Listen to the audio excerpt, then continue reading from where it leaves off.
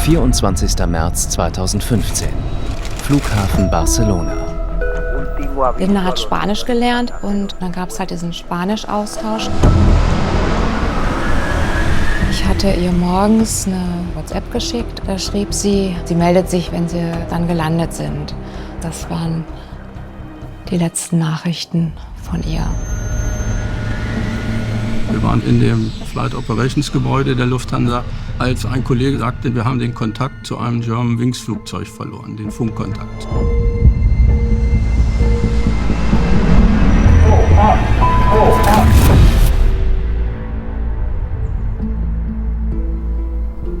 Der Absturz der deutschen Maschine ist ein Schock, der uns in Deutschland in tiefe Trauer stürzt.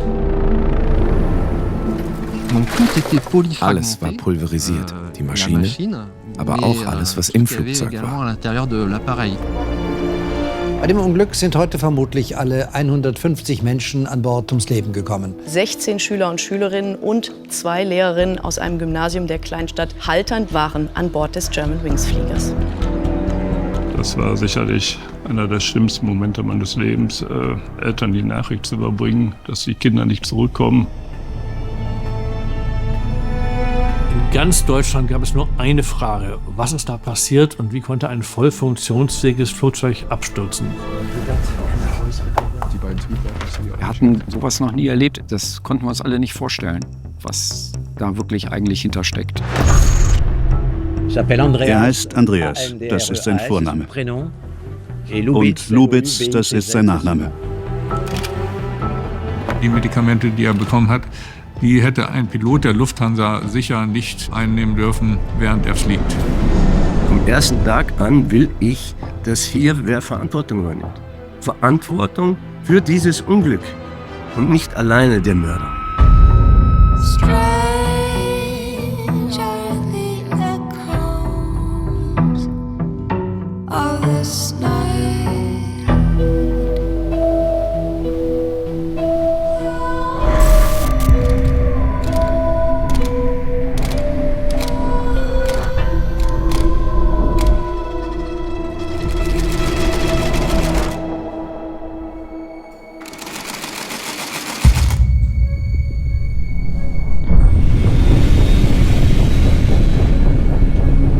Es gab tatsächlich einen Alarm, dass ein Flugzeug vom Radar verschwunden ist. Wir haben sofort unsere Hubschrauber hingeschickt. Zuerst konnten wir es kaum glauben. Ein Airbus A320, das erschien uns unmöglich. Aber das waren die Fakten.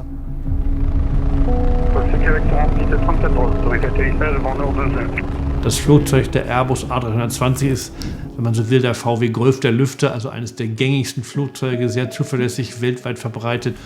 Und dass das so ohne erkennbaren Grund bei schönem Wetter plötzlich abstürzt, das war schon auf den ersten Blick gleich irgendwie sehr seltsam. Das begann für mich eigentlich als ganz normaler, eigentlich eher recht entspannter Tag. Ich bin mit einem Kollegen zum Mittagessen gefahren und wir hatten gerade unser Essen bestellt, als das Telefon klingelte und ich eben die Nachricht bekam, dass in den französischen Alpen ein Flugzeug der Germanwings verunfallt ist und ja, dass wir auf jeden Fall ausrücken müssen. Und ab da hat sich natürlich die Situation sofort verändert und wir sind zurück in die Dienststelle und haben dann den Einsatz eben geplant.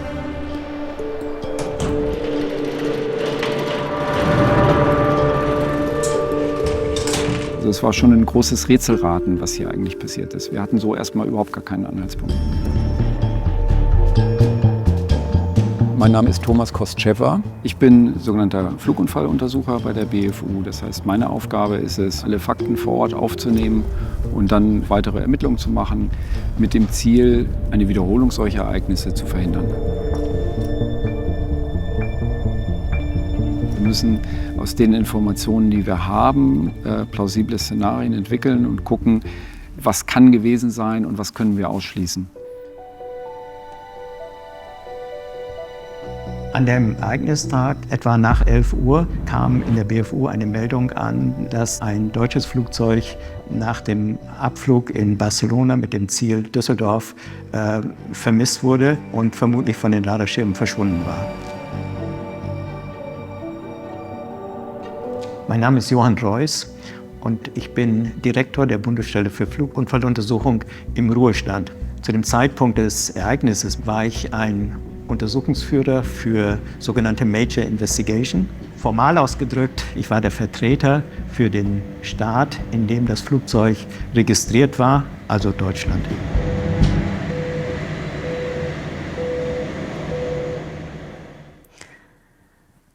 Der Morgen des 24. März 2015 war für uns tatsächlich so, wie jeder Morgen angefangen hat, wenn man berufstätig ist und 2 kleine Kinder hat. Patrick hat das Haus früh verlassen. Das ging immer sehr fix. Er hat sich einen Kaffee gemacht und dann ging es los zum Flughafen. Und ich habe die Kinder in den Kindergarten gebracht und bin dann auch selber zur Arbeit gefahren. Ich habe damals ja im Landtag gearbeitet.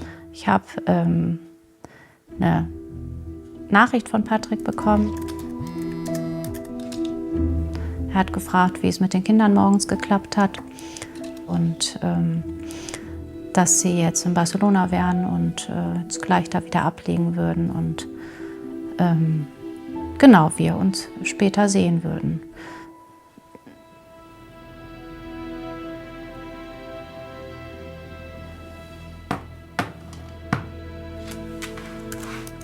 Ich bin Annika Sondenheimer.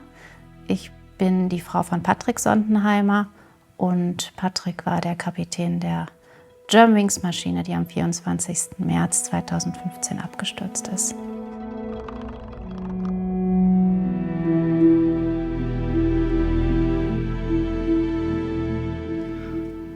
Ich glaube, wie viele andere Lufthansa-Hatten werde ich diesen Moment nie vergessen. Zufälligerweise saß ich gerade mit meinem Flight Operations Management Team zusammen, als ein Kollege von der Verkehrszentrale in das Meeting kam, Herr Knorr. Wir sind gerade in Kontakt mit der Flugsicherung in Frankreich und wir haben den Kontakt zu einem Germanwings Flugzeug verloren, den Funkkontakt. Mein Name ist Werner Knorr. Im Frühjahr 2015 war ich als Chefpilot der Lufthansa für die gesamte Operation der Lufthansa verantwortlich und aus dieser Rolle heraus war ich auch Leiter des Krisenstabes der Lufthansa. Es hat nicht mehr allzu lange gedauert, dass immer mehr Informationen uns erreicht haben, dass wir davon ausgehen mussten, dass es einen schwerwiegenden Unfall gegeben hat. Aber wir hatten natürlich überhaupt keine Ahnung, was genau passiert ist. In Südfrankreich ist ein Flugzeug des Typs A320 abgestürzt. Sie kam vom Mittelmeer, verliert über Frankreich an Höhe und stürzt dann in den Alpen ab. Warum? Das ist noch unklar. Medienberichten zufolge befanden sich 142 Passagiere an Bord, 2 Piloten und 4 Crewmitglieder.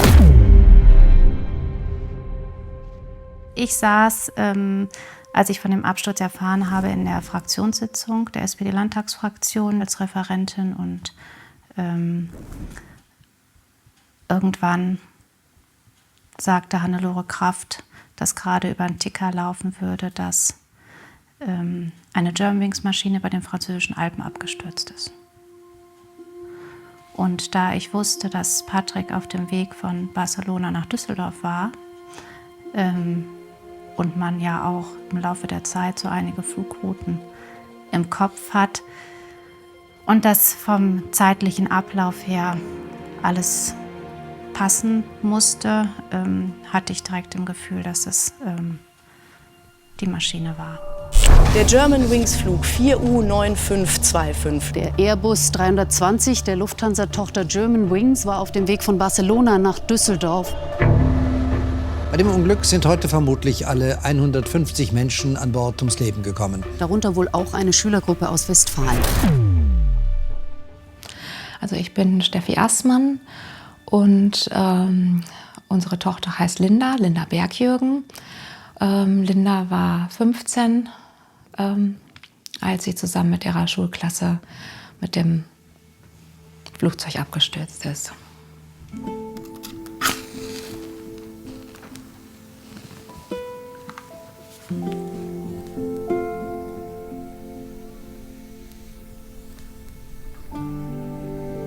Ich hatte ihr morgens eine WhatsApp geschickt, ob sie schon auf dem Weg sind. Da schrieb sie aus dem Bus heraus, dass die jetzt eben auf dem Weg zum Flughafen sind. Und dass sie sich später meldet, wenn sie dann gelandet sind. So, das waren die letzten Nachrichten von ihr. Für all das, was all diejenigen jetzt durchmachen, die heute Morgen voller Vorfreude zum Flughafen gefahren sind, um ihre Kinder, ihre Eltern, ihre Geschwister oder Freunde abzuholen und die dann erfahren mussten, dass die Maschine abstürzte. Für dieses Gefühl gibt es wohl keine Worte. Ich habe gearbeitet. Ich war ganz normal im Büro, bis mein Mann dann reinkam und sagte, das Flugzeug ist abgestürzt. Ja, dann, ich habe noch gedacht, ja, ich glaube, ganz viel gedacht habe ich gar nicht mehr. Also für mich war auch klar, alles klar, da war Linda drin, die ist jetzt tot. Also ich habe jetzt nicht gedacht, die ist jetzt tot, aber es war natürlich irgendwie klar, ja, was ist jetzt passiert? Ich habe nur zu meinem Sitznachbarn gesagt, ich glaube, das ist das Flugzeug von Patrick. Ich kann mich daran erinnern, dass es einem heiß und kalt und alles gleichzeitig wird und dass man natürlich nervös wird. Die Hände sind schwitzig und irgendwie hat man das Gefühl, man muss los und muss rauskriegen, was passiert ist. Die Unfalluntersucher in der BFU, die sind auf einen Ad-Hoc-Einsatz dieser Art vorbereitet, haben ihre Koffer bereitstehen und es geht dann nur darum, dass man möglichst schnell eine Transportmöglichkeit zum Unfallort findet. In so einer Situation ist die Stimmung natürlich gedrückt. Es ist ein Ereignis, man weiß noch überhaupt nicht genau, was es war, wie das Ausmaß ist, was die Hintergründe sind. Und für jeden Beteiligten ist das eine sehr ungewöhnliche Situation. Und dann ging's los. Wir sind dann in Braunschweig am Flughafen von einem Hubschrauber der Bundespolizei abgeholt worden. Sind nach Frankfurt geflogen und von dort aus dann mit einem Flugzeug der Lufthansa nach Marseille geflogen. Jede Airline ist auch verpflichtet, nach internationalen Regularien sich vorzubereiten auf verschiedene Krisenfälle. Und natürlich gibt es auch das Szenario eines Flugunfalls. Insofern wussten wir, was zu tun ist bei einem Flugunfall. Und natürlich musste unser Vorstandsvorsitzender Carsten Spohr informiert werden. Und ich habe ihn angerufen und gesagt, Carsten, ich glaube, wir haben ein Flugzeug verloren. Wir sind hier alle zutiefst erschüttert und bestürzt. Das Flugzeug unserer Tochter Germanwings ist gegen 11 Uhr Ortszeit über den französischen Alpen verunglückt. Und zunächst einmal sind unsere Gedanken, unsere Gefühle und auch unsere Gebete bei den Angehörigen unserer Passagiere und natürlich unserer Crew in dieser schwarzen Stunde unseres Unternehmens. Über den Unfallhergang können wir derzeit noch keine Angaben machen.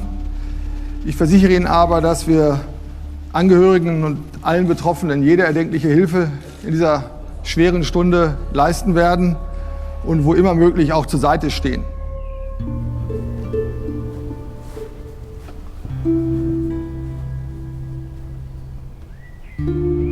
Mein Name ist Klaus Radner und ich bin der Vater von Maria Radner, der Großvater von Felix.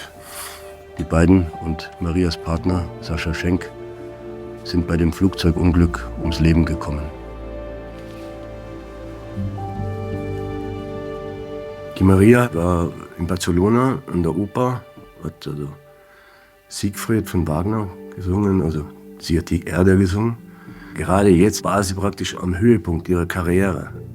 Und ihr Partner und mein Enkel haben sie eine Woche vorher besucht und waren dann eine Woche praktisch da in Barcelona zusammen und dann eben zusammen nach Hause zu fliegen.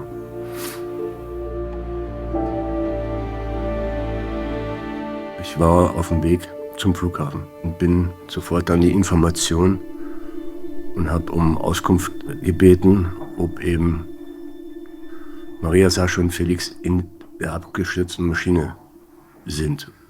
Es kamen sofort 2 Leute auf mich zu, haben mich ihm angenommen und haben mich in einen Raum geführt. Und da wurde mir so eigentlich klar, dass die 3 vom Absturz betroffen waren.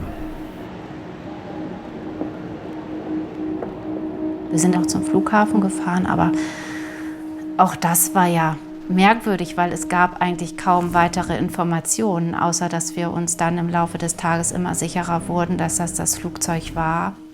Ich habe mit meinen Kindern darüber gesprochen. Ich habe gesagt, dass wir davon ausgehen müssen, dass dem Papa was passiert ist, dass das Flugzeug nicht in Düsseldorf angekommen ist. Wir sind in Gedanken bei denen, die heute Menschen, die sie lieben, verloren haben. Und ich verspreche nochmal, sobald wir mehr Informationen haben, werden wir Sie und die Öffentlichkeit informieren. Und ich selbst werde mich jetzt mit Mitgliedern der Bundesregierung auf den Weg zur Unfallstelle machen. Frank-Walter Steinmeier, damals noch Außenminister, und Alexander Dobrindt als Verkehrsminister sind auch an dem Nachmittag noch runtergereist. Und die 3 und der französische Amtskollege sind dann noch am selben Tag im Hubschrauber über die Unfallstelle geflogen. Und ich glaube, jeder, der in diesem Hubschrauber saß, wird das sein Leben lang nicht vergessen.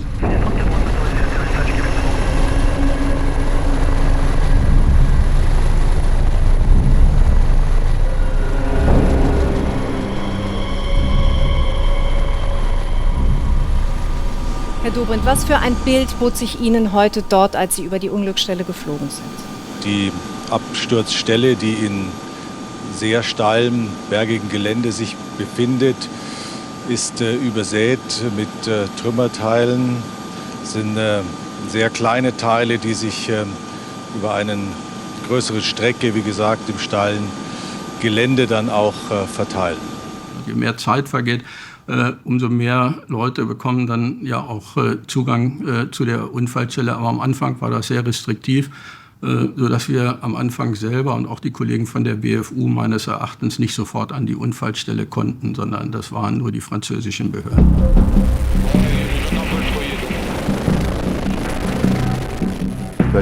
Wir mussten erst mal zum Absturzort gelangen, um zu verstehen, was überhaupt passiert war.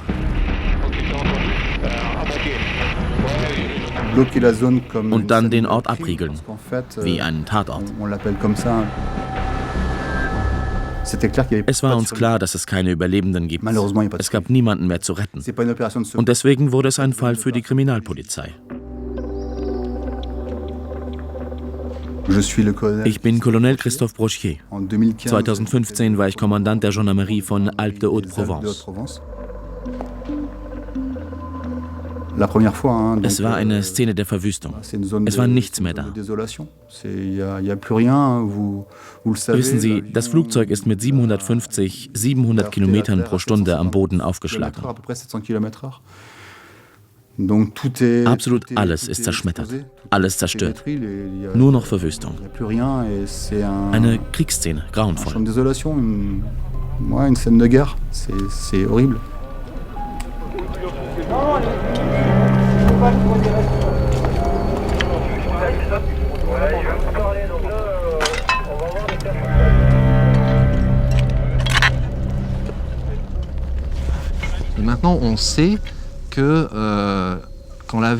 Heute weiß man, dass das Flugzeug beim Aufschlag eine Geschwindigkeit von 200 Metern pro Sekunde hatte. Wenn die Nase des Flugzeugs auf den Berg trifft, schlägt auch schon das Heck auf.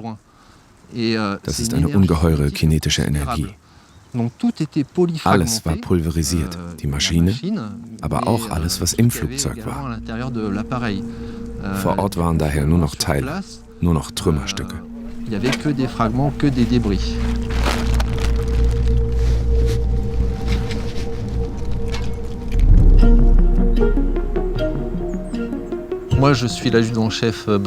Ich bin Stabsfeldwebel Benjamin Roux. 2015 war ich bei der Hochgebirgseinheit der Gendarmerie von Alpes-de-Haute-Provence. Wir sind zuständig für die Bergrettung.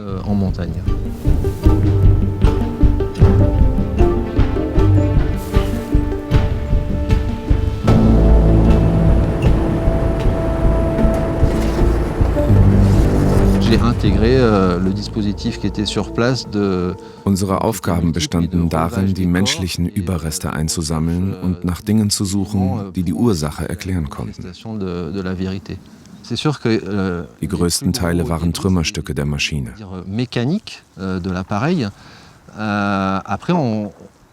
Aber wir haben auch persönliche Gegenstände der Passagiere gefunden. Und letztlich waren es diese Dinge, die uns die Menschen an Bord näher gebracht haben.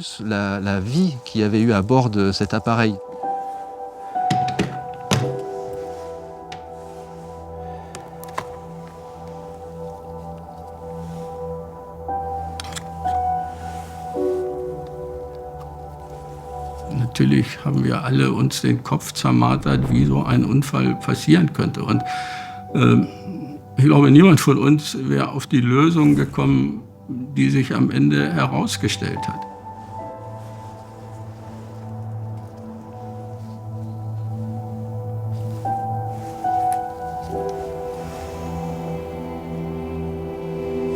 Wir wussten nicht, was wir jetzt machen sollen. Wir standen hier und hatten dann diese Hotline angewählt, aber da sind wir nicht durchgekommen. Und ja, dann waren wir erstmal hilflos. Ne? Und dann haben wir uns dann irgendwann überlegt, dass wir am besten zur Schule fahren, weil da die anderen Eltern möglicherweise auch hinkommen. Es war ein Raum für uns vorbereitet schon, als wir ankamen. Und so Stück für Stück kamen auch immer mehr Angehörige rein.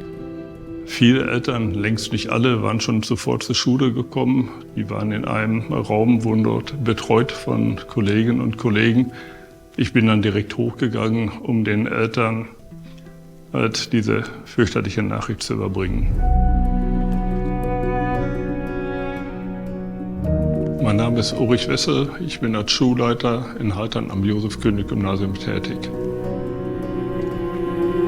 Das war sicherlich einer der schlimmsten Momente meines Lebens, Eltern die Nachricht zu überbringen, dass die Kinder nicht zurückkommen.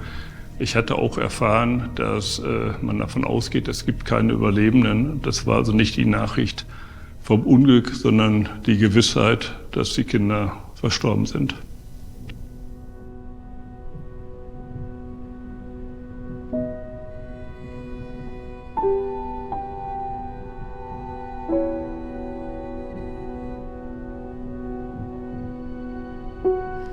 Irgendwann kamen natürlich ganz viele Angehörige dahin und es war viel Weinen und Schreien im Raum. Und da weiß ich, dass ich konnte das nicht so, das konnte ich nicht haben.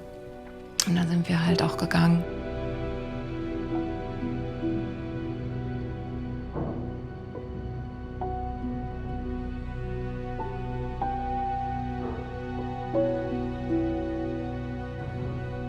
An solchen Tagen funktioniert man nur. Es gab sehr viele Dinge zu regeln. Die Polizei lief auf, Schulpsychologen kamen, man musste die nächsten Tage planen.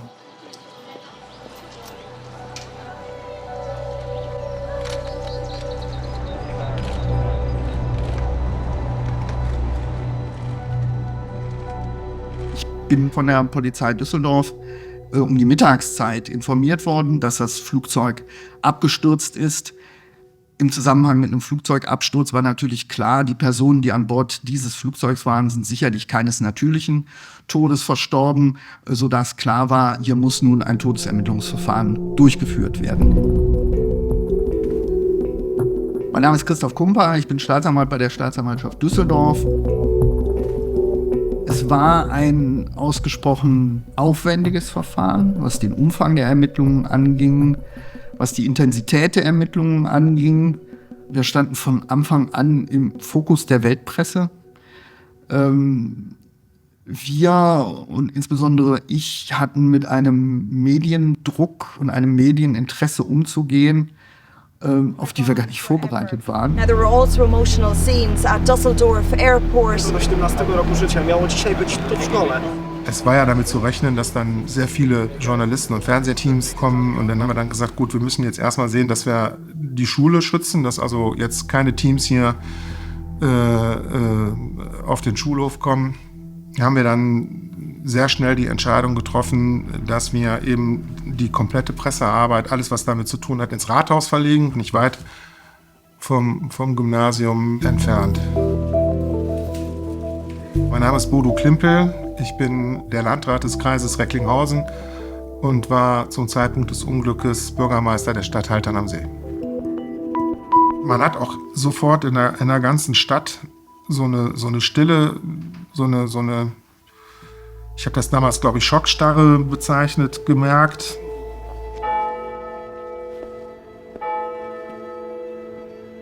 Das war damals wirklich eine richtig kollektive Trauer.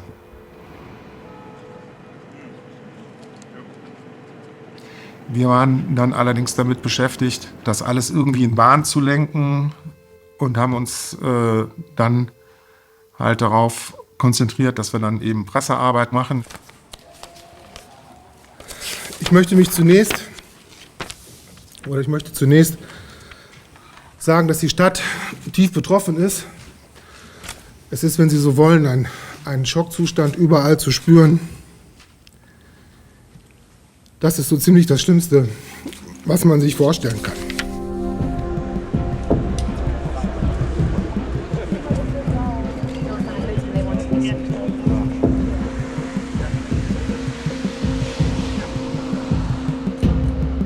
Wir selber sind wirklich, wirklich gut abgeschirmt worden, muss ich sagen, von der Polizei hier in Haltern. Das Gymnasium wurde über die ganze Zeit abgeschirmt und wir hatten Hinterausgänge, wo wir raus konnten. Und also ich persönlich wurde kein einziges Mal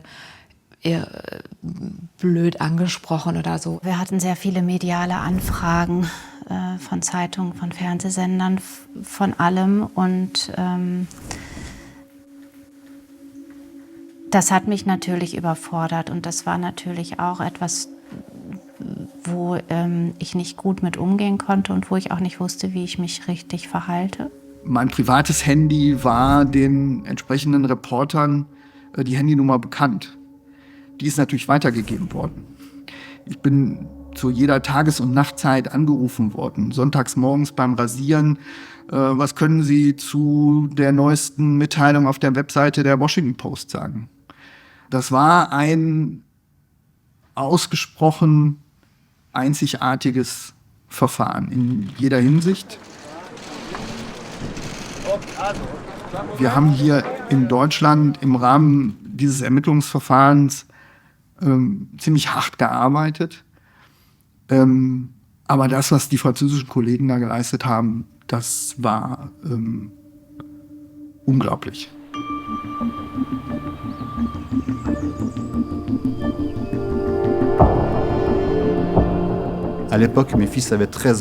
Meine eigenen Söhne waren zu diesem Zeitpunkt 13 und 11 Jahre alt.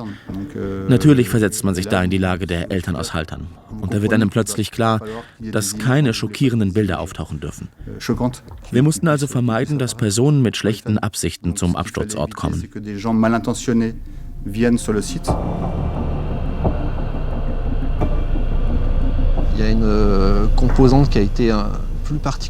Wir haben den Ort eingefroren, so nennt man das.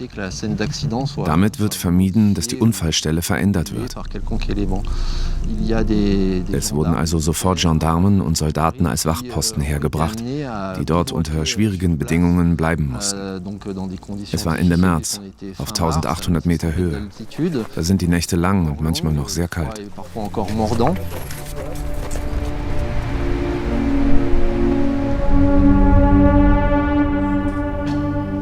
Wir sind dann nach Saint-Les-Alpes gefahren, einem kleinen Ort in der Nähe der Einsatzstelle, haben uns dort mit dem deutschen Team getroffen. Es sind ja dann auch Vertreter von der Airline dort gewesen. Es sind auch die französischen Kollegen, also von der französischen Flugunfalluntersuchung dort gewesen. Und es sind Vertreter vom Flugzeughersteller dorthin gekommen, vom Hersteller der Triebwerke des Flugzeugs. Und wir alle haben uns in einem kleinen, winzigen Konferenzzentrum des Dorfes getroffen und haben dort quasi unsere Arbeitszentrale eingerichtet.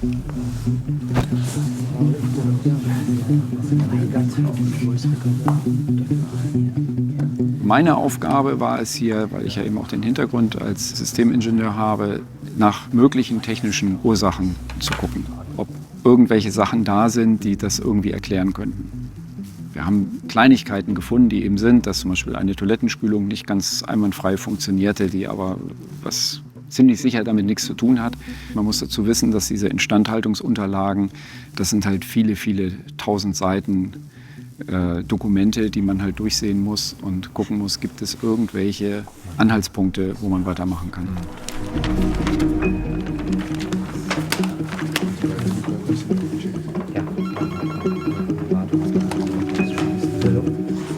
Dann war es so, dass wir zu diesem Zeitpunkt eine erste Information hatten von der Flugsicherung aus Frankreich. Es war eine sehr vereinfacht dargestellte Skizze über den Flugverlauf.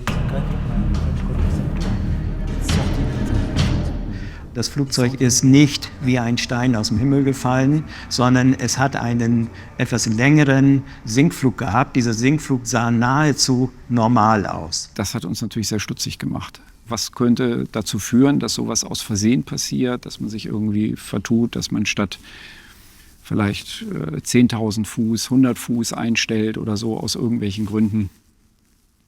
Oder ob auch eine technische Fehlfunktion dahinter stehen kann. Aber es war eigentlich sehr unwahrscheinlich, weil ein solch gleichmäßiger Sinkflug eigentlich darauf hindeutet, dass genau das Gegenteil der Fall ist, nämlich dass alle Systeme ganz sauber und einwandfrei funktionieren.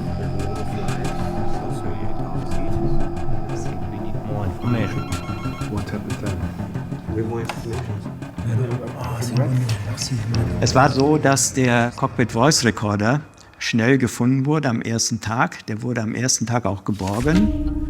Voice Recorder sind hilfreich, weil hier die verbale Kommunikation im Cockpit aufgezeichnet wird. Der Cockpit Voice Recorder ist nach Paris transportiert worden und an dem ersten Abend hat der Untersuchungsleiter der BEA mich beiseite genommen und hat mir gesagt, er hätte so eine erste Information vom Auslesen des Voice Recorders in Paris und es gäbe Anzeichen dafür, dass einer der Piloten alleine im Cockpit gewesen sei.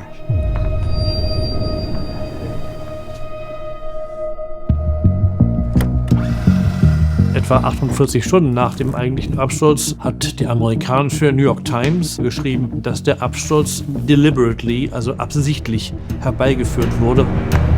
Keiner hat mit sowas gerechnet, dass tatsächlich es hier sich um einen kriminellen Akt handeln könnte.